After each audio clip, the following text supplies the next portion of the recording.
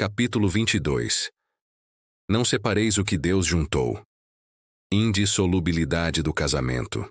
Também os fariseus vieram ter com ele para o tentarem e lhe disseram: será permitido a um homem despedir sua mulher, por qualquer motivo? Ele respondeu: não lestes que aquele que criou o homem desde o princípio os criou macho e fêmea? E disse: por esta razão, o homem deixará seu pai e sua mãe, e se ligará à sua mulher, e não farão os dois senão uma só carne. Assim, já não serão duas, mas uma só carne. Não separe, pois, o homem o que Deus juntou. Porque então, retrucaram eles, ordenava Moisés que o marido desse à sua mulher um escrito de separação e a despedisse. Jesus respondeu: foi por causa da dureza do vosso coração que Moisés permitiu despedisseis vossas mulheres, mas no começo não foi assim. Por isso, eu vos declaro que aquele que despede sua mulher, a não ser em caso de adultério, e desposa outra, comete adultério. E que aquele que desposa a mulher que outro despediu, também comete adultério. Mateus 19, 3-9. Imutável só há o que vem de Deus. Tudo o que é obra dos homens está sujeito à mudança. As leis da natureza são as mesmas, em todos os tempos e em todos os países. As leis humanas mudam segundo os tempos, os lugares e o progresso da inteligência. No casamento, o que é de ordem divina é a união dos sexos, para que se opere a substituição dos seres que morrem. Mas as condições que regulam essa união são de tal modo humanas que não há, no mundo inteiro, nem mesmo na cristandade, dois países onde elas sejam absolutamente idênticas e nenhum onde não hajam, com o tempo, sofrido mudanças. Daí, resulta que, em face da lei civil, o que é legítimo num país e em dada época, é adultério noutro país e noutra época. Isso pela razão de que a lei civil tem por fim regular os interesses das famílias, interesses que variam segundo os costumes e as necessidades locais.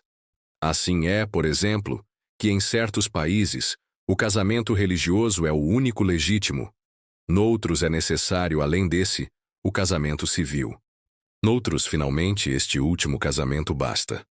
Mas na união dos sexos, a par da lei divina material, comum a todos os seres vivos, há outra lei divina, imutável como todas as leis de Deus, exclusivamente moral, a lei de amor. Quis Deus que os seres se unissem não só pelos laços da carne, mas também pelos da alma, a fim de que a afeição mútua dos esposos se lhes transmitisse aos filhos, e que fossem dois, e não um somente, a amá-los, a cuidar deles e a fazê-los progredir. Nas condições ordinárias do casamento, a lei de amor é tida em consideração? De modo nenhum. Não se leva em conta a afeição de dois seres que, por sentimentos recíprocos, se atraem um para o outro, visto que as mais das vezes essa afeição é rompida. O de que se cogita não é da satisfação do coração, e sim da do orgulho, da vaidade, da cupidez, numa palavra, de todos os interesses materiais. Quando tudo vai pelo melhor consoante esses interesses, diz-se que o casamento é de conveniência, e quando as bolsas estão bem aquinhoadas, diz-se que os esposos igualmente o são, e muito felizes hão de ser. Nem a lei civil, porém, nem os compromissos que ela faz se contraiam podem suprir a lei do amor, se esta não preside a união, resultando frequentemente separarem-se por si mesmos os que à força se uniram.